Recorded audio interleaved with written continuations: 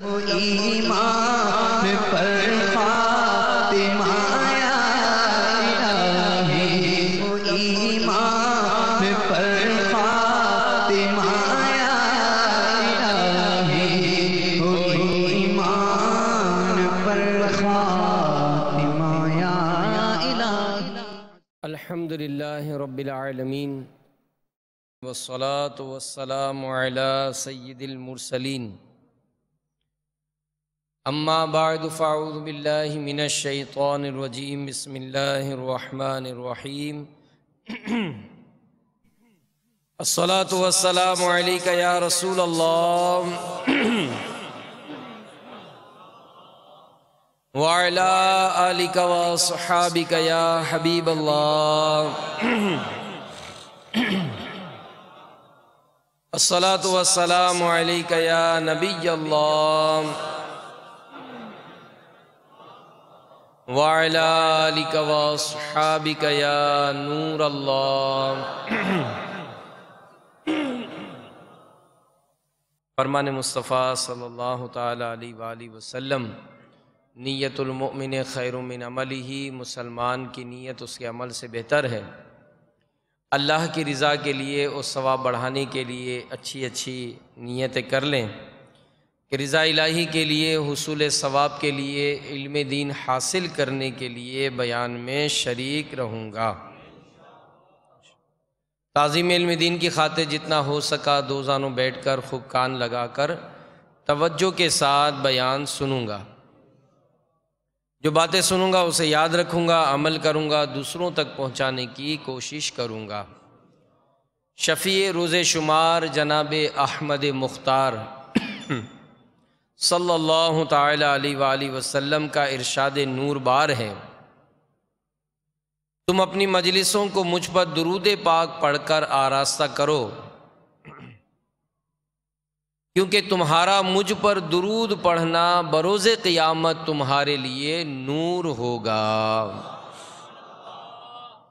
صلو علی الحبیب صلی اللہ تعالی علی محمد وعلی آلہ وصحبہ وبارک وسلم۔ ایک بادشاہ اپنے وزیروں اور مشیروں کے ہمراہ دربار میں موجود تھا۔ کالے رنگ کے ایک آنکھ والے آدمی کو بادشاہ کے سامنے پیش کیا گیا۔ لوگوں کو شکایت تھی کہ یہ ایک ایسا منحوس ہے کہ صبح سویرے جو اس کی شکل دیکھ لیتا ہے اسے ضرور کوئی نہ کوئی نقصان اٹھانا پڑتا ہے، لہذا لوگوں کی خواہش ہے، ان کی ڈیمانڈ ہے، وہ یہ کہتے ہیں کہ اس شخص کو ملک سے نکال دیا جائے۔ تھوڑی دیر سوچنے کے بعد بادشاہ نے کہا کہ یہ بات درست نہیں، لوگوں کے کہے پر فیصلہ کر لیا جائے، پہلے میں خود تجربہ کروں گا، کل صبح سب سے پہلے میں اس کی صورت دیکھوں گا،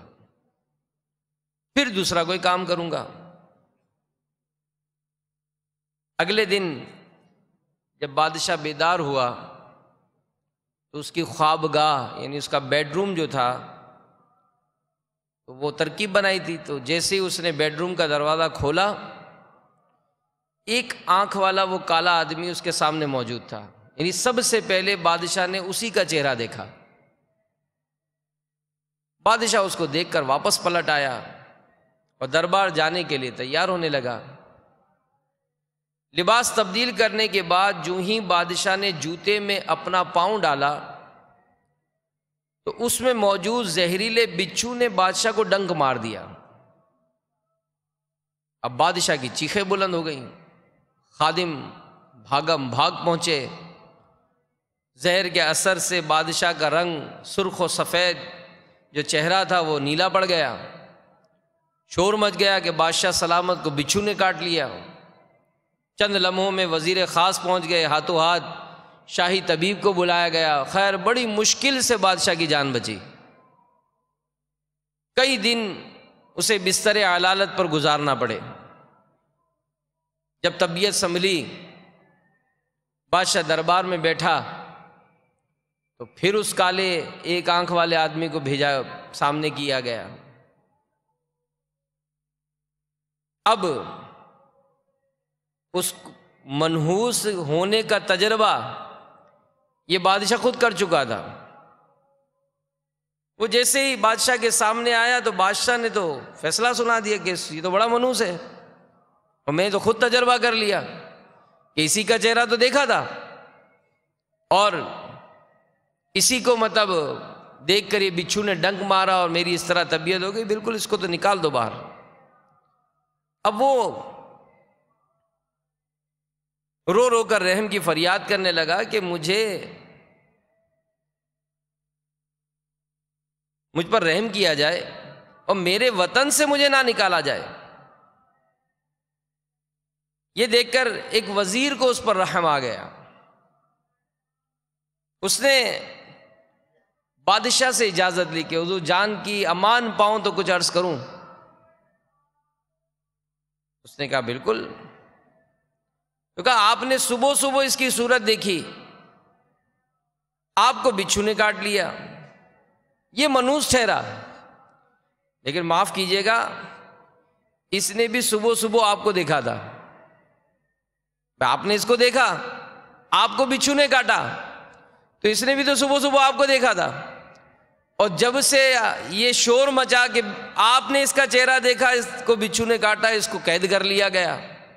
اور اب اس کو سزا کے طور پر ملک سے باہر کیا جا رہا ہے۔ تو منحوس کون؟ یہ ایک آنکھ والا آدمی یا معذرت بادشاہ سلامت آپ؟ تو بادشاہ کو یہ جواب سن کر سمجھ آ گئی، اور ایک آنکھ والے کالے آدمی کو نہ صرف آزاد کر دیا بلکہ اعلان کروا دیا کہ آئندہ کسی نے اس کو منحوس کہا تو اسے سخت سزا سنائی جائے گی۔ میرے میٹھے میٹھے اور پیارے پیارے اسلامی بھائیوں، واقعی جو بہت ساری بیماریاں ہمارے باطن میں پلی ہوئی ہیں، اس میں ایک بیماری بدشگونی بھی ہے، اور یہ اس کی اتنی خطرناک بیماری ہے کہ اس کے سبب ہمارے معاشرے میں بہت سارے معاملات یہ بالکل درم برم ہیں۔ ہم سنتے تو ہیں بدشگونی ہے بدشگونی ہے، آئیے اس کے بارے میں کچھ تفصیل بھی معلوم کرتے ہیں کہ ظاہر ہے جب اس قسم کی باطنی بیماریوں سے ہمارا یہ جسم پاک ہوگا، ستھرا ہوگا، شفا یاب ہوگا، تو پھر جو روحانیت، پھر جو لذت ملتی ہے اس کی برکتیں ہی کچھ اور ہوتی ہیں۔ چنانچہ دعوت اسلامی کے اشاعتی ادارے مکتبۃ المدینہ کی مطبوعہ 128 صفحات پر مشتمل کتاب بدشگونی، اس کے صفحہ نمبر 10 پر لکھا ہے کہ شگون کا معنی ہے فال لینا، یعنی کسی چیز، شخص، عمل، آواز یا وقت کو اپنے حق میں اچھا یا برا سمجھنا۔ پھر سمجھ لیجئے، شگون کا معنی ہے فال لینا، یعنی کسی چیز، شخص، عمل، آواز یا وقت کو اپنے حق میں اچھا یا برا سمجھنا۔ اس کی بنیادی طور پر دو قسمیں ہیں، ایک برا شگون لینا اور ایک اچھا شگون لینا۔ علامہ محمد بن احمد انصاری قرطبی علیہ رحمۃ اللہ القوی تفسیر قرطبی میں نقل کرتے ہیں کہ اچھا شگون یہ ہے کہ جس کام کا ارادہ کیا ہو اس کے بارے میں کوئی کلام سن کر دلیل پکڑنا، یہ اس وقت ہے جب کام اچھا ہو، جب کلام اچھا ہو۔ اگر برا ہو تو بدشگونی ہے۔ شریعت نے اس بات کا حکم دیا کہ انسان اچھا شگون لے کر خوش ہو اور اپنا کام خوشی خوشی پایہ تکمیل تک پہنچائے، اور جب برا کلام سنے تو اس کی طرف توجہ نہ کرے اور نہ ہی اس کے سبب اپنے کام سے رکے۔ اس کی انشاءاللہ مزید میں آپ کو مثالیں بھی عرض کروں گا۔ قرآن پاک کی آیت سنتے ہیں، اللہ تبارک و تعالی قرآن پاک میں ارشاد فرماتا ہے، ترجمہ کنز الایمان، تو جب انہیں بھلائی ملتی کہتے یہ ہمارے لیے ہے، اور جب برائی پہنچی تو موسیٰ اور اس کے ساتھ والوں سے بدشگونی لیتے۔ سن لو، ان کے نصیبہ کی شامت تو اللہ کے یہاں ہے، لیکن ان میں اکثر کو خبر نہیں۔ مفسر شہیر حکیم الامت مفتی احمد یار خان علیہ رحمت الحنان اس آیت مبارکہ کے تحت لکھتے ہیں کہ جب فرعونیوں پر کوئی مصیبت یعنی قحط سالی وغیرہ آتی تو حضرت موسیٰ علیہ السلام اور ان کے ساتھی مومنین سے بدشگونی لیتے تھے، کہتے تھے کہ جب سے یہ لوگ ہمارے ملک میں ظاہر ہوئے تب سے ہم پر مصیبتیں بلائیں آنے لگی۔ مفتی صاحب مزید لکھتے ہیں، انسان مصیبتوں آفتوں میں پھنس کر توبہ کر لیتا ہے، مگر وہ لوگ ایسے سرکش تھے کہ ان سب سے ان کی آنکھیں نہ کھلی، بلکہ ان کا کفر و سرکشی اور زیادہ ہو گئی کہ جب کبھی ہم ان کو آرام دیتے ہیں، عارضانی چیزوں کی فراوانی وغیرہ، تو یہ کہتے ہیں کہ یہ آرام و راحت ہماری اپنی چیزیں ہیں، ہم اس کے مستحق ہیں، نیز یہ آرام ہماری کوششوں سے ہے۔ تو میرے میٹھے میٹھے پیارے پیارے اسلامی بھائیوں، مدنی چینل کے ناظرین، بدشگونی کے بارے میں اس کو یوں سمجھ لیجئے کہ جیسے ہم کہیں جا رہے ہیں اور کسی نے پکارا، یا رشید، اے ہدایت یافتہ، یا سعید، اے سعادت مند، اے نیک بخت، اس طرح سے اگر پیچھے سے کسی نے آواز دی، ہم نے خیال کیا کہ اچھا نام سنا ہے، ہم کو یہ اچھا پکارا، تو اب ہم یہ سوچتے ہیں کہ انشاءاللہ کامیابی ہوگی، یا کسی بزرگ کی زیارت ہو گئی، اسے اپنے حق میں اچھا سمجھا کہ اب انشاءاللہ عز و جل مجھے اپنے مقصد میں کامیابی ملے گی۔ یہ اچھے شگون کی مثال۔ اور بدشگونی کی مثال یہ کہ ایک شخص سفر کے ارادے سے گھر سے نکلا، راستے میں کالی بلی راستہ کاٹ کر چلی گئی۔ اب یہ شخص کھڑا سوچنے لگا کہ یار نوکری کے لیے جا رہا تھا، یہ کالی بلی آ گئی ہے، ہمارے دادا تو یوں کہتے تھے، ہمارے نانا تو یوں کہتے تھے، نانی تو یوں کہتی تھی۔ اب یہ اس بدشگونی سے لے کر یہ سوچے کہ اس کی نحوست کی وجہ سے مجھے سفر میں ضرور کوئی نقصان اٹھانا پڑے گا، اور وہ سفر کرنے سے رک گیا، تو سمجھ لیجئے کہ وہ شخص بدشگونی میں مبتلا ہو گیا۔ تو ہمارے معاشرے میں جہالت کی وجہ سے رواج پانے والی یہ ایک بدشگونی ہے، اور اس کو بدفعلی بھی کہا جاتا ہے۔ اور پھر بعض اوقات اس میں جب کسی شخص معین کی بات آتی ہے، جیسا کہ ابھی ہم نے ایک واقعہ سنا، تو اس کے بارے میں بھی ہمارے بزرگوں نے منع فرمایا۔ میرے آقا اعلیٰ حضرت امام اہل سنت مولانا شاہ امام احمد رضا خان علیہ رحمت الحنان سے سوال کیا گیا کہ ایک شخص کے متعلق مشہور ہے کہ اگر صبح کو اس منحوس کی صورت دیکھ لی جائے یا کہیں کام کو جاتے ہوئے یہ سامنے آ جائے تو ضرور کچھ نہ کچھ دقت اور پریشانی اٹھانی پڑے گی، یہ شخص کے بارے میں مشہور ہے، اور چاہے کیسا ہی یقینی طور پر کام ہو جانے کا وثوق یعنی اعتماد و بھروسہ ہو، ان کا خیال ہے کہ کچھ نہ کچھ ضرور رکاوٹ اور پریشانی ہوگی۔ چنانچہ ان لوگوں کو ان کے خیال کے مناسب ہر بار تجربہ ہوتا رہتا ہے، اور وہ لوگ اس بات کو برا خیال کرتے ہیں۔ اگر کہیں جاتے ہوئے اس سے سامنا ہو جائے تو اس قدر اس بات کو انہوں نے ذہنوں میں بٹھایا ہے کہ اعلیٰ حضرت سے کہا گیا کہ وہ واپس گھر آ جاتے ہیں، بلکہ معلوم کرتے ہیں کہ یار وہ فلاں فلاں راستے میں تو نہیں کھڑا، اگر راستے میں نہیں ہے تو کام پر جاتے ہیں، ورنہ واپس آ جاتے ہیں۔ تو اب سوال یہ ہے کہ ان لوگوں کا یہ عقیدہ اور طرز عمل کیسا ہے؟ کوئی قباحت شریعہ تو نہیں؟ تو اعلیٰ حضرت امام اہل سنت مولانا شاہ امام احمد رضا خان علیہ رحمت الرحمن نے جواب دیا کہ شرعی مطہر میں اس کی کچھ اصل نہیں، لوگوں کا وہم سامنے آتا ہے۔ شریعت میں حکم ہے کہ جب کوئی شگون بد گمان میں آئے تو اس پر عمل نہ کرو۔ شریعت میں ہے کہ جب کوئی شگون بد گمان میں آئے تو اس پر عمل نہ کرو، وہ طریقہ محض ہندوانہ ہے۔ مسلمانوں کو ایسی جگہ چاہیے کہ دعا کریں، اے اللہ نہیں ہے کوئی برائی مگر تیری طرف سے، اور نہیں ہے کوئی بھلائی مگر تیری طرف سے، اور تیرے سوا کوئی معبود نہیں، یہ پڑھ لے، اور اپنے رب عز و جل پر بھروسہ کر کے اپنے کام کو چلا جائے، ہرگز نہ رکے نہ واپس آئے۔ تو میرے میٹھے میٹھے پیارے پیارے اسلامی بھائیوں، اگر ہم اپنے معاشرے پہ نظر کرتے ہیں تو یوں سمجھ لیں کہ ہر قوم، ہر ملک، اس کا مطلب رواج ہی الگ ہے، مختلف انداز اپنائے جاتے ہیں۔ بدشگونی کے مختلف مطلب چیزیں اپنے طور پر لوگوں نے اپنے ذہنوں میں بٹھا رکھی ہیں، اور بعض اوقات تو ایسی عجیب و غریب مثالیں ہوتی ہیں کہ مطلب کوئی سنے تو حیران رہ جاتا ہے، جیسا کہ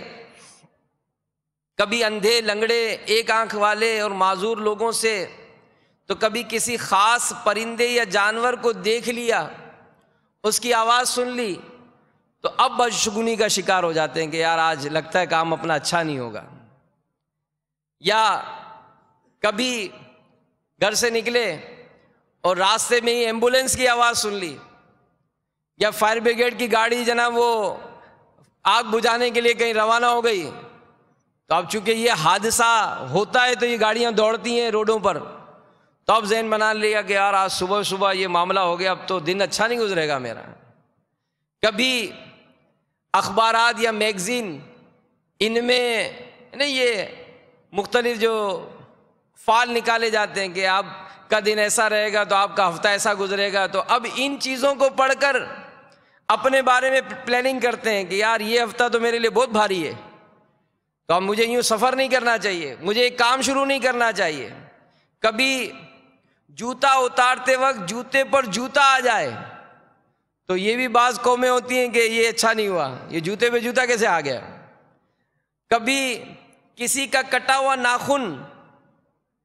ناخن کسی کا کٹا ہوا، یہ بھی کسی برادری میں ہوگا کہ وہ اگر کسی کے پیر کے نیچے آ جائے تو اب بڑی بوڑھیاں کہتی ہیں کہ جناب یہ تو اب دشمنی ہو جائے گی ان دونوں میں۔ اچھا، پھر سیدھی آنکھ پھڑ کے یا الٹی آنکھ پھڑ کے، اب کسی نے کہا ہوگا کہ سیدھی آنکھ پھڑ کے تو اچھا، تو الٹی آنکھ پھڑ کے تو برا، تو اب یہ ٹینشن ہو جاتا ہے کہ یار کہا کیا تھا، الٹی کہا تھا سیدھی کہا تھا، تو پھڑکنے میں مطلب پوچھنے جاتے ہیں یار وہ سیدھی تھی الٹی تھی، اب یہ بعدوں کا تو پھڑکنا ہی ختم ہو جاتی ہے، وہ آج صحیح رپورٹ نہیں ملتی کہ سیدھی پھڑکنے میں اچھا تھا یا الٹی پھڑکنے میں اچھا تھا۔ ہاتھ میں خارش ہوتی ہے تو سیدھے ہاتھ میں خارش ہوئی تو کہتے ہیں مال جائے گا، الٹے ہاتھ میں تو مال ملے گا۔ اب خارش شروع ہوئی تو اب جیسے سیدھے ہاتھ میں سنا تھا کہ مال جائے گا تو جھٹکتے نہیں یار مال آئے گا اس میں، پھر کہتے ہیں یار وہ سیدھا ہاتھ تھا الٹا ہاتھ تھا۔ اب اسی چکر میں جو نا وہ خارشیں بھی کرتے رہتے ہیں اور پوچھتے بھی رہتے ہیں کہ بھائی یہ کیا مال آئے گا جائے گا۔ عید اگر ہو کہ بھائی جمعہ کو عید ہو رہی ہے، او ہو اب تو اس حکومت کی خیر نہیں، اب تو حکومت بدلے گی، یہ حکومت نہیں رہے گی۔ اب یہ سارے مسائل معاملات یہ ہم سامنے ہوتے ہیں۔ گھر میں اگر بلی رات میں رونا شروع کرے، آوازیں نکلتی ہیں بعض اوقات بلی کی، اس کو منحوس سمجھتے ہیں۔ تو کبھی رات کے وقت کتے گلیوں میں اگر رونے کی آوازیں نکالیں تو اس کو منحوس خیال کرتے ہیں۔ مرغا دن کے وقت اگر اذان دے تو اس کو بدفعلی کرتے ہیں کہ بھائی مرغا نے آج دن میں کیسے اذان دی، مرغا تو رات کو اذان دیتا ہے۔ پھر اسی طرح دکان کھولی، اب پہلا گاہک آئے مال لے کر جائے، اب پہلا گاہک آیا اس نے مال نہیں لیا، او ہو آج تو دن بڑا خراب گزرے گا، پہلا گاہک واپس چلا گیا۔ اور اگر اس میں بیچارہ کوئی اپنا ملازم 19-20 کر دے تو اس کو ملازم کی چھٹی کر دیتے کہ تیری وجہ سے یہ ہوا ہے۔ پھر اسی طرح نئی نویلی دلہن گھر میں آ گئی، اب خاندان کا کوئی شخص فوت ہو گیا تو اس بیچاری پہ ساری زندگی اس کا تانا تھا کہ تیرے آنے پر اس کا باپ جو ہے نا اس کا انتقال ہوا تھا، اب باپ کو ٹی بی بھی، باپ کو کینسر بھی، باپ کو بلڈ پریشر بھی، باپ کا شوگر بھی بڑھا ہوا، سب کچھ اس نے پال رکھا تھا۔ وہ یہ بیچاری یہ آئی اسی دن اس کی موت ہونی تھی، ہو گئی، اور اس کو جناب پوری زندگی جو ہے تانے ملتے ہیں۔ یا کوئی عورت ہے اگر صرف بیٹیاں ہی پیدا ہوں تو اس کو منحوس قرار دیا جاتا ہے کہ یہ بڑی منحوس ہے. پھر اگر حاملہ عورت ہے گھر میں اور انتقال ہو جائے تو اس کو میت کے قریب نہیں آنے دیتے،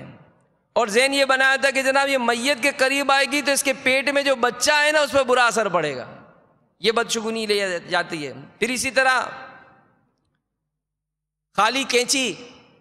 اگر بچے چلائیں تو فوراً نانی اماں کو کہے نہیں چلاؤ، لڑائی ہو جائے گی. اسی طرح خالی برتنوں پر یا چمچ آپس میں ٹکرائیں، یا کوئی بچہ ہے نا بجاتے ہیں تو اس کو بھی لیا جاتا ہے کہ یہ بجایا تو جناب اس سے بھی لڑائی ہو جائے گی. پھر اسی طرح جب بادلوں میں بجلی کڑک رہی ہو اور سب سے بڑا بچہ یہ اس وقت گھر سے باہر نہ نکلے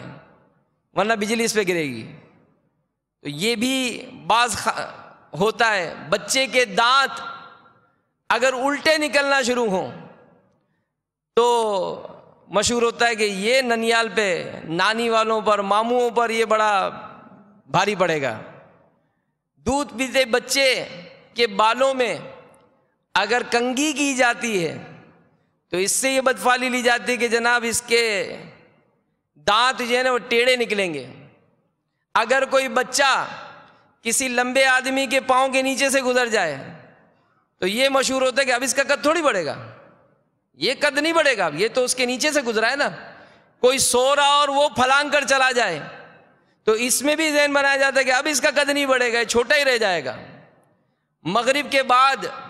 دروازے پر نہیں بیٹھنے دیتے کہ جناب یہ بلائیں یہاں سے گزر رہی ہوتی ہیں، لہذا اس کو نہیں کرنا چاہیے. رات کو آئینہ باز نہیں دیکھتے ہیں، کیوں؟ جھریاں پڑ جائیں گی. تو یہ میرے میٹھے انگلیاں چٹکھانے سے نحوست آتی ہے، یہ مشہور ہے. حالانکہ انگلیاں چٹکھانے کے 3 احکام ہیں، یہ بھی سن لیجئے. پہلا، نماز کے دوران یہ انگلیاں چٹکھانا یہ مکروہ تحریمی ہے، اور توابع نماز میں مثلا نماز کے لیے جاتے ہوئے نماز کا انتظار کرتے ہوئے بھی انگلیاں چٹکھانا یہ مکروہ ہے. خارج نماز میں یعنی بغیر حاجت کے بھی انگلیاں چٹکھانا مکروہ ہے. اسی طرح امیر علیہ سنت نے یہ اس طرح سے انگلیوں میں جو ہاتھ رکھے جاتے ہیں انگلیوں میں انگلیاں ڈال کر، یہ بھی منع فرمایا. اور خاص کر نماز کے انتظار میں اگر بیٹھے ہوں تو اس وقت یہ انگلیوں میں انگلیاں ڈال کر بھی نہیں بیٹھنا چاہیے. تو اپنی عادت اگر سرے سے ہی ختم کریں گے تو شاید نمازوں میں بھی ہم اس طرح بچ پائیں گے. تو بہرحال میرے میٹھے میٹھے اور پیارے پیارے اسلامی بھائیوں، اسی طرح یہ کبھی نمبروں سے بدفعلی لیتے ہیں کہ بالخصوص یورپی ممالک کے رہنے والے یہ جب بڑی بڑی بلڈنگیں بناتے ہیں تو ان کے اندر 13 نمبر نہیں ہوتا ہے، یعنی 13ویں منزل ہی نہیں ہوتی ہے. 12ویں منزل کے بعد منزل جو ہے نا وہ 14ویں منزل قرار دی جاتی، 13 نمبر ہی نہیں رکھتے. تو اسی طرح ان کے اسپتالوں میں 13 نمبر والا بستر یا کمرہ ہی نہیں ہوتا ہے، کیونکہ وہ اس نمبر کو منحوس سمجھتے. رات کے وقت کنگھی چوٹی کرنے یا ناخن کاٹنے سے نحوست آتی ہے، یہ بھی بدشگونی لی جاتی ہے. گھر کی چھت یا دیوار پر الو بیٹھنے سے نحوست آتی ہے. مغرب کی اذان کے وقت تمام لائٹیں روشن کر دینی چاہیے ورنہ بلائیں اترتی ہیں. تو یہ بدشگونیوں کے علاوہ بھی مختلف معاشروں اور قوموں میں میرے میٹھے میٹھے اسلام بھائیوں مختلف بدشگونیاں جو ہیں وہ پائی جاتی ہیں. تو احادیث مبارکہ میں بدشگونی کے نقصانات سے خبردار کیا گیا ہے. چنانچہ حضور پاک صاحب الاولاق صلی اللہ علیہ وآلہ وسلم نے بدفعلی لینے والوں سے اپنی بیزاری کا اظہار ان الفاظ میں فرمایا کہ جس نے بدشگونی لی اور جس کے لیے بدشگونی لی گئی وہ ہم میں سے نہیں، یعنی ہمارے طریقے پر نہیں. شاہ بنی آدم رسول محتشم صلی اللہ علیہ وآلہ وسلم کا فرمان ہے جس شخص میں 3 چیزیں ہوں وہ بلند درجات تک نہیں پہنچ سکتا. نمبر 1، جو اپنی اٹکل سے غیب کی خبر دے یعنی آئندہ کی بات بتائے، یا نمبر 2، فال کے تیروں سے اپنی قسمت معلوم کرے، یا نمبر 3، بدشگونی کے سبب اپنے سفر سے رک جائے۔ تو میرے میٹھے میٹھے و پیارے پیارے اسلامی بھائیوں اور مدنی چینل کے ناظرین، ہمارے اسلاف و بزرگوں نے جو اس کی اسباب بیان کیے ہیں کہ یہ بدشگونی جو ہے وہ کیوں پیدا ہوتی ہے، اس ضمن میں جو پہلا سبب بیان کیا وہ ہے اسلامی عقائد سے لا علمی۔ اور ظاہر ہے آج جو ہمارا ایک بہت بڑا وقت ہے، ایک بہت بڑا سرمایہ ہے، وہ ہمارا دینی علوم حاصل کرنے پر ہے۔ یعنی جو بھی یہاں بیٹھے ہیں، جو بھی مدنی چینل پر سن رہے ہیں، اگر ہم اپنے روزمرہ کے معاملات میں علمی مشاغل کی طرف دھیان کریں تو صرف و صرف دنیا۔ اگر ہم نے کوئی تعلیم حاصل کر لی، کوئی جاب کر رہے ہیں یا کوئی بزنس کر رہے ہیں، اب ہمیں اپنی اولاد کی پرورش کرنی ہے، تو ہم اپنی اولاد کی پرورش کیا اسلامی بنیادوں پر کر رہے ہیں یا ان کو بھی صرف و صرف دینی تعلیم سکھا رہے ہیں؟ یعنی اس کی مثال بارہا امیر اہل سنت اپنے مدنی مذاکروں میں، نگران شورا اپنے بیانات میں چوٹ کراتے ہیں کہ اگر آج ہم اپنے بچوں کو اچھے سے اچھے اسکول میں، مہنگے سے مہنگے اسکول میں داخل کرا رہے ہیں، ان کی بہترین ٹیوشن، ہوم ٹیوٹر کا انتظام کیا جا رہا ہے، جناب ان کو اسکولوں میں بھی اچھی تعلیم، گھر پر بھی معیاری تعلیم،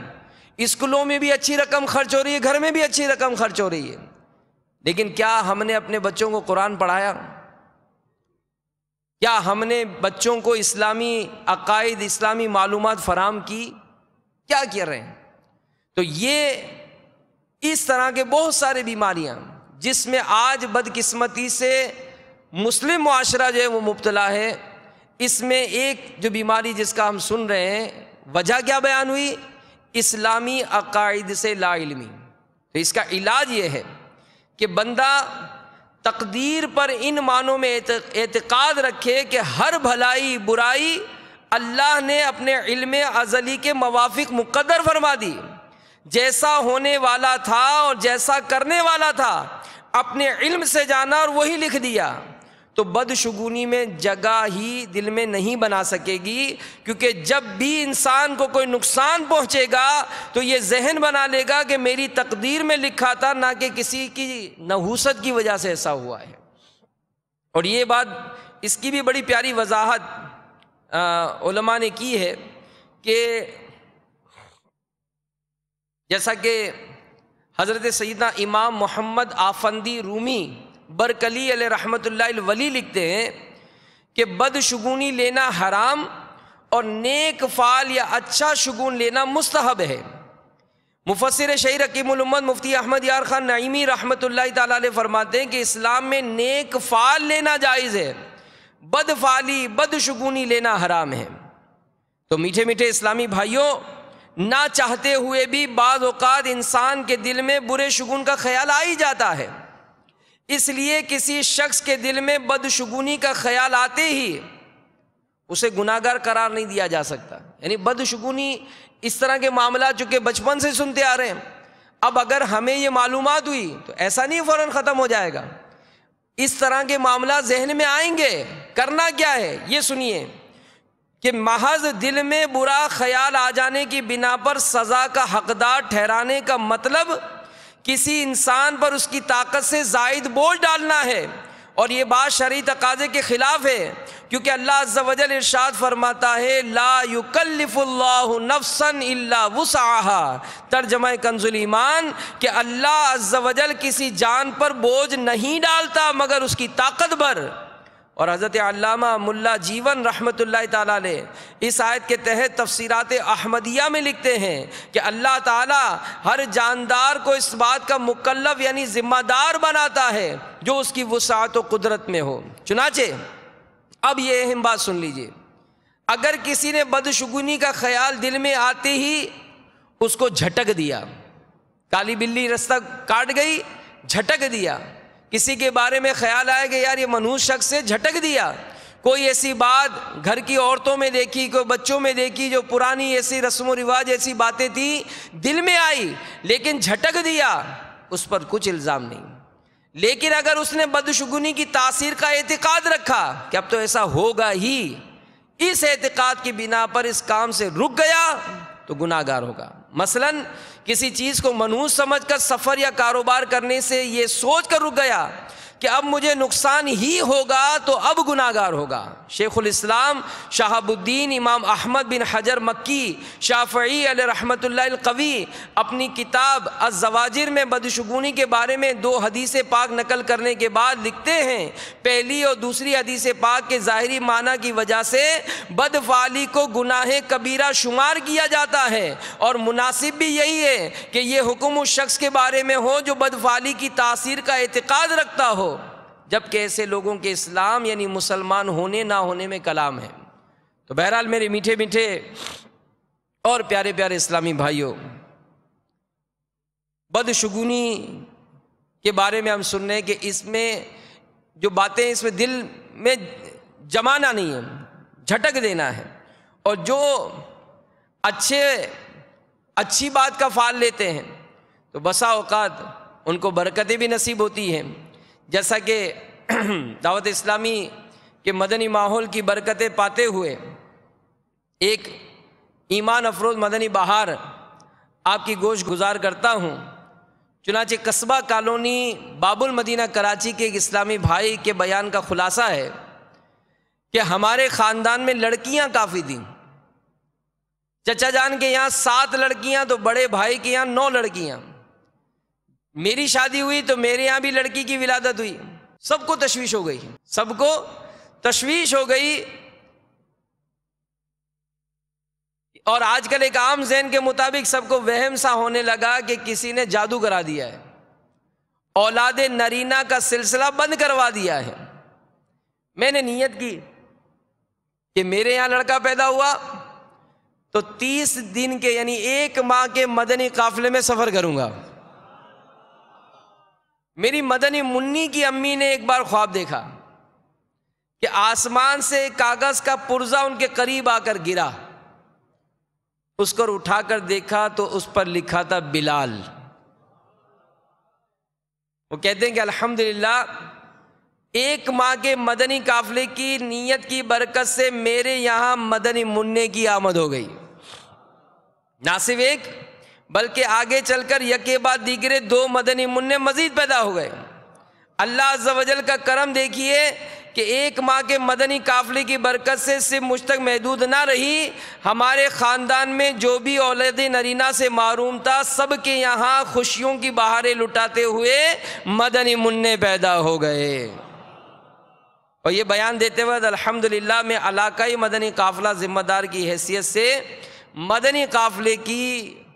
دھومیں مچانے میں مصروف ہوں۔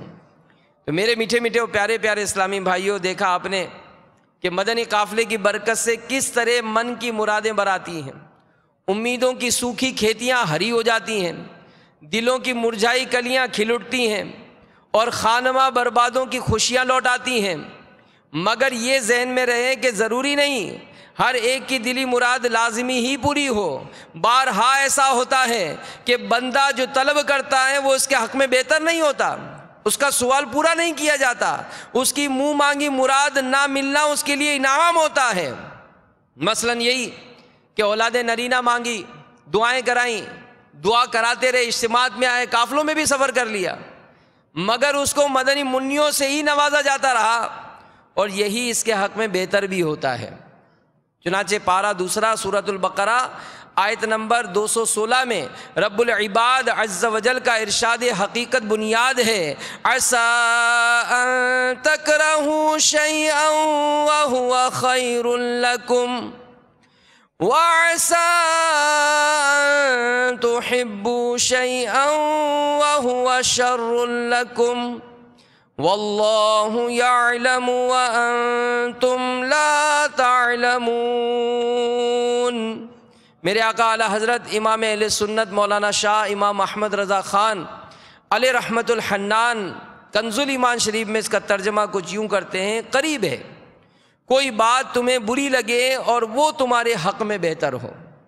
اور قریب ہے کہ کوئی بات تمہیں پسند آئے وہ تمہارے حق میں بری ہو، اللہ جانتا ہے اور تم نہیں جانتے۔ صلو علی الحبیب صلی اللہ تعالی علی محمد۔ تو یہ یاد رکھیے کہ کسی شخص یا چیز کو منحوس قرار دینا یہ مسلمانوں کا شیوا نہیں۔ دور جاہلیت میں بھی عرب لوگ جو ہے وہ فال اڑاتے تھے، یعنی پرندہ اڑاتے تھے، کوئی کام کرنا تو ہوتا پرندہ اڑاتے۔ اب پرندہ اڑ کر اگر سیدھی طرف چلا گیا تو کام کرتے تھے، الٹی طرف چلا گیا تو کام نہیں کرتے تھے۔ تو یہ مسلمانوں کا طریقہ نہیں ہے، یہ کفار کا طریقہ ہے، اور اس سے ہمیں جو ہے وہ روکا گیا۔ بہرحال میرے میٹھے میٹھے و پیارے پیارے اسلامی بھائیوں، بڑا عجیب و غریب ہمارا معاملہ ہے، اور اگر جیسا کہ ہم اس کے اسباب بھی سن رہے ہیں تو ایک اور سبب جو اس میں لکھا گیا وہ ہے توکل کی کمی، کہ اس کا اللہ پر بھروسہ نہیں ہوتا، وہ ان چیزوں پر ہی بھروسہ رکھتے ہیں۔ تو اس کا علاج یہ لکھا گیا کہ جب بھی کوئی بدشگونی دل میں کھٹکے تو رب عز و جل پر توکل کیجیے کہ اللہ نے جو کچھ کیا میرے حق میں یہی بہتر تھا۔ جب یہ ذہن بن جائے گا تو انشاءاللہ اس طرف آپ کا ذہن نہیں جائے گا اور بدشگونی کا خیال یہ دل سے جاتا رہے گا۔ تیسرا جو اس کا سبب بیان ہوا وہ یہ کہ بدشگونی کا تیسرا سبب بدفعلی کی وجہ سے کام سے رک جانا، اس کی ممانعت ہم نے سنی، اس کی اجازت نہیں ہے کام سے رکنا۔ اس کا علاج یہ ہے کہ جب کسی کام میں بدفعلی نکلے تو اسے کر گزریے، اور اپنے دل میں اس خیال کو جگہ مت دیجئے کہ اس بدفعلی کے سبب مجھے اس میں خسارہ ہوا۔ اور اس معاملے میں ایک روایت بھی میں آپ کو سنا دیتا ہوں، کیونکہ بعض اوقات جیسے کوئی کہیں اس نے گھر لیا، اور گھر لینے کے بعد جب نئے گھر میں شفٹ ہوئے تو کچھ بیماریوں نے آ گھیرا، کوئی کاروباری معاملات مطلب وہ ہو گئے، تو ذہن بنتا ہے کہ یار یہ مکان ہمیں راس نہیں آیا، یہ مکان ہمیں راس نہیں آیا، اس شہر میں آنا ہمیں راس نہیں آیا۔ ایک شخص نے نبی کریم صلی اللہ علیہ وآلہ وسلم کی خدمت میں حاضر ہو کر عرض کی، یا رسول اللہ صلی اللہ علیہ وآلہ وسلم، ہم ایک مکان میں رہتے تھے، اس میں ہمارے اہل و عیال کثیر اور مال کثرت سے تھا، پھر ہم نے مکان بدلا، چنانچہ ہمارے مال و اہل و عیال کم ہو گئے۔ تو سرکار علیہ الصلوۃ والسلام نے فرمایا، چھوڑو ایسا کہنا بری بات ہے، چھوڑو ایسا کہنا بری بات ہے۔ تو اس طرح کے بہت سارے واقعات اس کتاب بدشگونی میں تحریر ہیں۔ اللہ تعالی ہم سب کو پڑھنے اور اس پر عمل کرنے کی توفیق عطا فرمائے۔ صلو علی الحبیب صلی اللہ ایمان پر خاتمہ